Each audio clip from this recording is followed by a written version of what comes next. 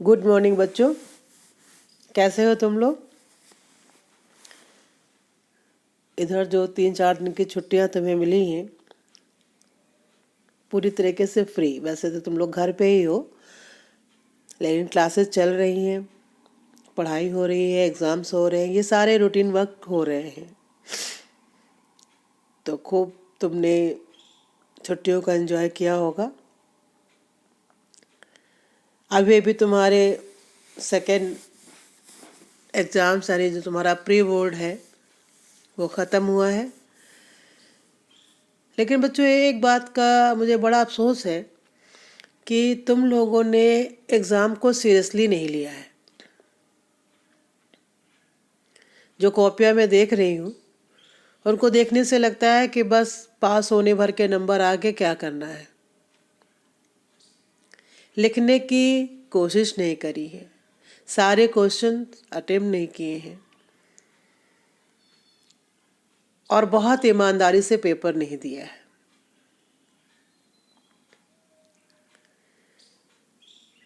बच्चों जब ऐसा समय आए कि 100% कार्य की जिम्मेदारी तुम्हारी है, उस समय अगर ईमानदारी नहीं दिखाई जाती है तो एक बहुत बड़ा प्रश्न है हमारे लिए भी तुम्हारे लिए भी कि तुम लोग क्या सीख रहे हो। क्योंकि एग्ज़ाम में नंबर लाना इम्पोर्टेंट है, लेकिन एनी हाउ नंबर आ जाएं बस, ये इम्पोर्टेंट नहीं है। इस एग्ज़ाम मैंने देखा कि बहुत से बच्चों ने कॉपी करके आंसर लिखे हैं, समझना नहीं चाहा है, ये नहीं सोचा है कि अगर हम घर से एग्ज़ाम दे रहे हैं तो चलो क्यों ना हम और अच्छे से अपने आप को प्रेजेंट करें। अभी भी समय है बच्चों, एग्ज़ाम के लिए तुम्हारे पास अभी 2 महीने हैं। जैसे कि सीबीएसई ने कहा है कि शायद एग्ज़ाम आपके मार्च में ही होंगे, तो आप पूरी तैयारी करो, क्योंकि 3 घंटे बैठ करके लिखने की प्रैक्टिस तुम्हारी छूट गई है। और ये बड़ी नेचुरल सी बात है कि जब हमारी प्रैक्टिस छूट जाती है तो किसी भी काम को फिर से रीस्टार्ट जिसे कहते हैं करने में थोड़ा समय लगता है। तो 3 घंटे बैठ के लिखने की प्रैक्टिस के लिए अब तुम्हारे पास मॉडल पेपर अवेलेबल हैं, उनको ले करके हर सब्जेक्ट के और 3 घंटे में पेपर को सॉल्व करने की कोशिश करो। क्योंकि केवल नंबर से कुछ नहीं होता है बच्चों, आगे आपको आपकी योग्यता ही काम आएगी। तो सीखने का समय है, जितना मिल सके उतना सीखो, क्योंकि सीखा हुआ सदैव तुम्हारे साथ रहेगा। और वही ज़्यादा मेरे ख्याल से ज़्यादा महत्वपूर्ण है कि तुमने सीखा क्या है। आई होप कि अब जो भी एग्ज़ाम अगर हो रहे हैं, सेकेंड प्री बोर्ड अगर होता है और अगर वो ऑनलाइन होता है, तो तुम अपने आप को समझने के और अब खुद कितना समझ में आया है, कितना लिख सकते हो, वैसा अगर करोगे तो ज़्यादा अच्छा रहेगा। क्योंकि बोर्ड का एग्ज़ाम तो होना ही है और वो ऑफलाइन ही होगा, सीबीएसई ने अनाउंस भी कर दिया है। तो सीखना ज़्यादा इम्पोर्टेंट है, बजाय ये कि नंबर बहुत सारे मिल गए, वो ज़्यादा इम्पोर्टेंट अभी नहीं है। क्योंकि अभी आप घर पे बैठ करके खुद एग्ज़ाम दे रहे हैं। बच्चों अभी जो क्लासेस चल रही हैं उनमें, क्योंकि कोर्स तो आपका कंप्लीट हो ही गया है, मैं कुछ इम्पोर्टेंट चैप्टर्स जो हैं उनको फिर से मैं रिवाइज करा दे रही हूँ। तो आज मैं तुम्हें पहलवान की ढोलक इम्पोर्टेंट चैप्टर है, उसकी समरी बताने जा रही हूँ। बच्चों पहलवान की ढोलक लिखा गया है फणीश्वर नाथ रेणु के द्वारा, और रेणु जी ने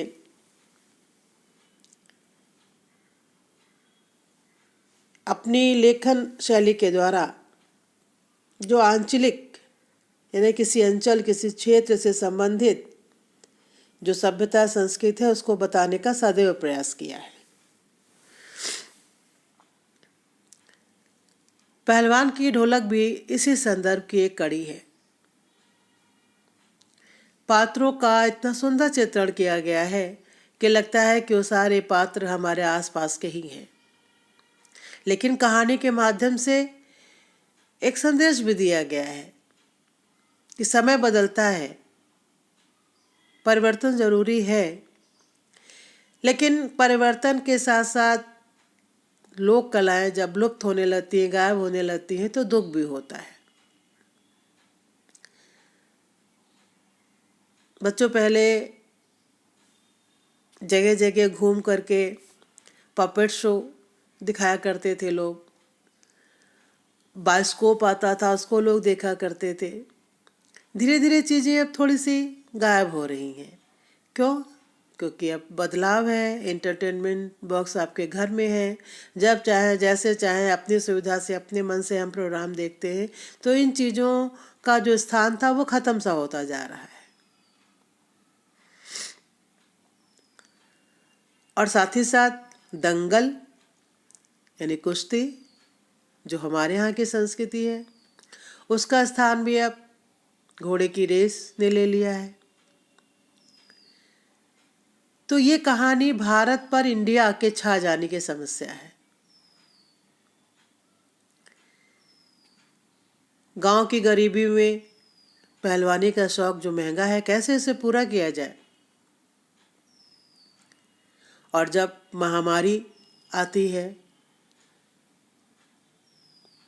कैसे लोग एक एक करके मरते हैं, और कैसे ये ढोल जो पहलवान है ढोलक बजा करके लोगों को जीने की शक्ति देता है, इन सब बातों को पहलवान की ढोलक में प्रस्तुत किया गया है। पहलवान की ढोलक का प्रमुख पात्र है लुट्टन नामक एक पहलवान। गांव में हैजा और मलेरिया बुरी तरीके से फैला हुआ है। रात का अंधकार है, चारों तरफ सन्नाटा पसरा हुआ है, आकाश में तारे चमक रहे हैं। इसके अलावा प्रकाश का कहीं नाम नहीं है, और रात भी अमावस्या की है, काली रात है। जंगल से जंगली जानवरों की, गीदड़ की, उल्लुओं की डरावनी आवाज आ रही है, और वही सन्नाटे को कम करती है। झोपड़ियों के अंदर जो मरीज हैं, हे राम हे भगवान की आवाज लगा रहे हैं। बच्चे कमजोर हो गए हैं, माँ माँ बोल रहे हैं, उनकी आवाज़ें भी नहीं आ रही हैं। ठंड का समय है तो बाहर जो अलाव जलाया गया है, वो राख की जो ढेरी बची है उस पर कुत्ते शरीर को सिकोड़ कर सो रहे हैं। और जब ये रोते हैं तो वातावरण में दहशत फैल जाती है, क्योंकि कहा जाता है कि कुत्ते का रोना अच्छा नहीं माना जाता है। लेकिन इस भयानक वातावरण में भी जो लुट्टन है, जो पहलवान, उसकी ढोलक निरंतर बज रही है। ढोलक से निरंतर चट धा गिड़ धा, चट धा गिड़ धा, यानी आजा भिड़ जा, आजा भिड़ जा। और बीच बीच में चटाक चट धा, यानी उठाकर पटक दे, उठाकर पटक दे। ये जो आवाज़ें आ रही हैं वो जैसे महामारी से ग्रस्त इस गांव में संजीवनी शक्ति भर देती है। तो आखिर लुट्टन है कौन? लुट्टन एक पहलवान है जिसकी शादी बचपन में हो गई है। जब वो 9 साल का था तो उसके माता पिता की मृत्यु हो गई थी। तो 9 साल के बच्चे जिसके विवाह हो चुका है, उसका लालन पालन उसकी सास ने किया। वो भी अपने सास के साथ काम करता, गाय चराता, दूध पीता, कसरत करता। और जब उसकी सास को गांव वाले कभी परेशान करते, तंग करते, तो वो सोचता था कि जब मैं बड़ा होऊंगा तो मैं इनसे बदला लूंगा। और इसी आकांक्षा ने उसे पहलवान बना दिया। वो कुश्ती लड़ने लगा। एक बार लुट्टन श्यामनगर में होने वाली कुश्ती के दंगल को देखने गया। दंगल में पंजाब से अपने गुरु पहलवान बादल सिंह के साथ चांद सिंह नामक पहलवान भी आया था। उसने अपनी उम्र के सभी पहलवानों को पछाड़कर शेर के बच्चे, ये टाइटल उपाधि उसको मिली थी। और चांद सिंह से भिड़ने की हिम्मत किसी में थी नहीं। वो अजीबोगरीब हरकतें करता हुआ, अखाड़े में चक्कर लगाता हुआ लोगों से कहता कि अगर किसी में हिम्मत है तो सामने आओ। शामनगर के राजा सोच रहे थे कि चांद सिंह को अपने दरबार में रखा जाए, लेकिन इसी बीच लुट्टन ने चांद सिंह को चुनौती दे दी। अब लोगों ने तो समझा कि लुट्टन तो बिल्कुल पागल है, ये कैसे भिड़ पाएगा। और जैसे कुश्ती प्रारंभ हुई, बात सच भी निकली। चांद सिंह बाज की तरफ पे टूट पड़ा। राजा साहब ने लुट्टन को समझाया कि कुछ पैसे लो, इनाम लो, जाओ, लड़ो मत। लेकिन उसने कहा नहीं, मैं तो लड़ूंगा जरूर, और आपको आज्ञा देनी होगी। अगर आप आज्ञा नहीं देंगे तो मैं पत्थर पर सिर मारकर मर जाऊंगा।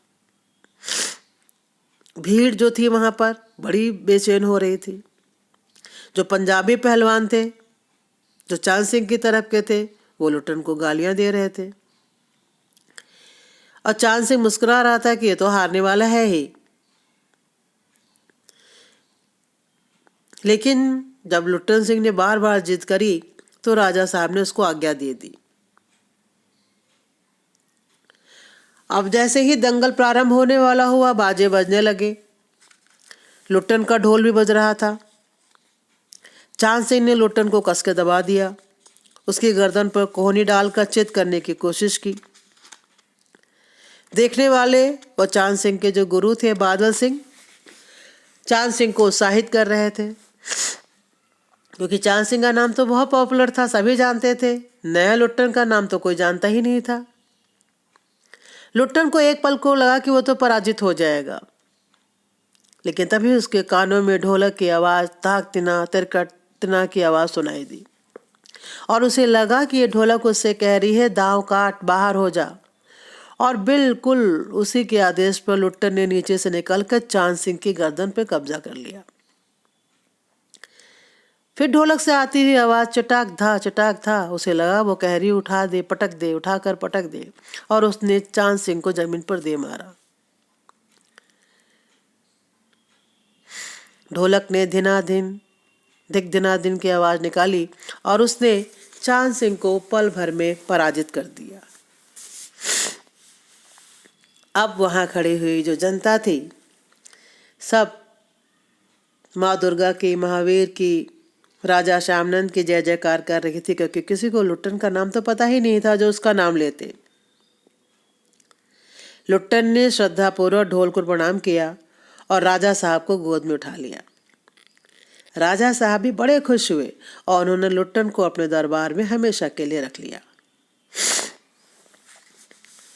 पंजाबी पहलवान चांद सिंह के आंसू पोंछ रहे थे, और दूसरी ओर जो राजा श्यामनंद ने लुट्टन को अपने दरबार में रखा, तो उनके पंडित व क्षत्रिय मैनेजर दबी जबान से इसका विरोध भी कर रहे थे। उनका कहना था कि लुट्टन क्षत्रिय नहीं, उसे क्यों रखा गया है।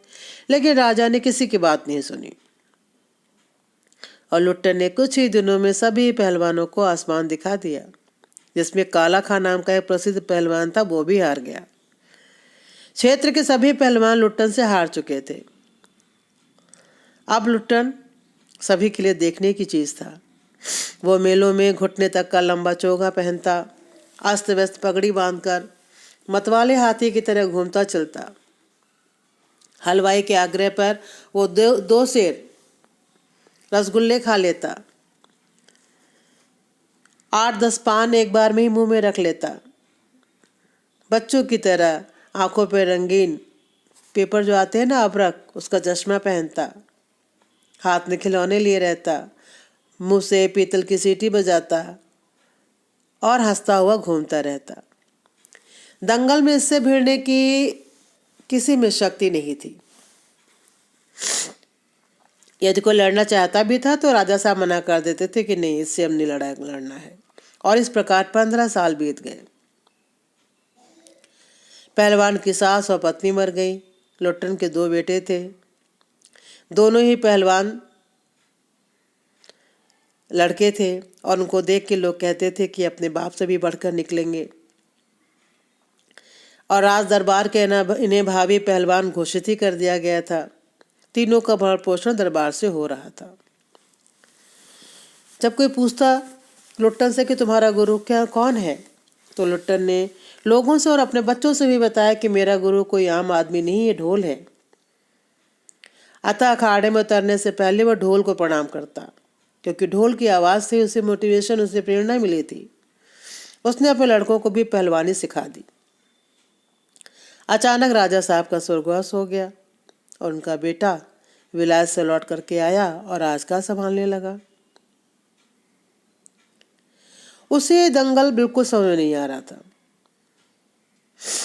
उसने कहा कि अब यहाँ पर, और पहले जो उनके मंत्री थे, वो जो मैनेजर थे, वो भी इसको पसंद तो करते नहीं थे, लेकिन राजा साहब के आगे तो कुछ चलती नहीं थी। लेकिन जब उनका बेटा बैठा तो उन्होंने भी कान भरे कि अब नए खेल की ज़रूरत है, घुड़दौड़, घोड़े की रेस होती है, अब दंगल की क्या ज़रूरत है।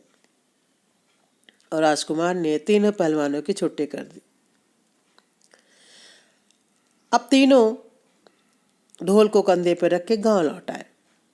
गाँव वालों ने इनके लिए झोपड़ी डाल दी।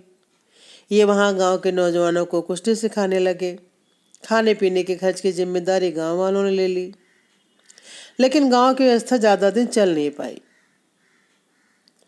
अब लुट्टन के पास सिखाने के लिए अपने दोनों पुत्र ही थे। गांव पर भयानक संकट आया। पहले सूखा पड़ा, फिर अन्न की कमी हुई और फिर मलेरिया और हैजे का आक्रमण हुआ। गांव में घर के घर खाली हो गए। हर दिन 2-3 मौत तो होती ही थी। लोग एक दूसरे को ढाढ़स बधाते, सूर्यास्त होने के बाद घरों में चले जाते, चुप रहते, पता नहीं कल सवेरे कौन नहीं मिलेगा। लेकिन ऐसे समय में भी पहलवान की ढोलक बजती रहती थी। और गांव के लोग जिन्हें औषधि नहीं मिल रही थी, जिन्हें खाने को नहीं मिल रहा था, ऐसे लोगों को अगर कोई संजीवनी शक्ति मिल रही थी तो वो सिर्फ पहलवान की ढोलक की आवाज़ थी। एक दिन पहलवान के दोनों बेटे भी चल बसे। लुट्टन ने कहा, दोनों बहादुर गिर गए। उस दिन लुट्टन ने राजा साहब द्वारा दी गई रेशमी जांघियां पहनी, शरीर में मिट्टी मलकर कसरत की और फिर दोनों बच्चों को कंधे पर लाद कर नदी में बहा आया। इस घटना से गांव वालों की हिम्मत टूट गई। 4-5 दिन बाद जब एक दिन रात को ढोलक नहीं बोली, तब जाकर के लोगों ने देखा कि क्या बात है, आवाज़ क्यों नहीं आ रही है। तो देखा कि पहलवान की लाश चित पड़ी हुई है। शिष्यों ने बताया कि उनके गुरु ने इच्छा प्रकट की थी कि उनके शरीर को चिता पर पेट के बल लिटाया जाए, चित नहीं, क्योंकि चित होना हारना, और यह जीवन में कभी हारा नहीं था। और उसकी चिता को आग देते समय ढोल जरूर बजाया जाए।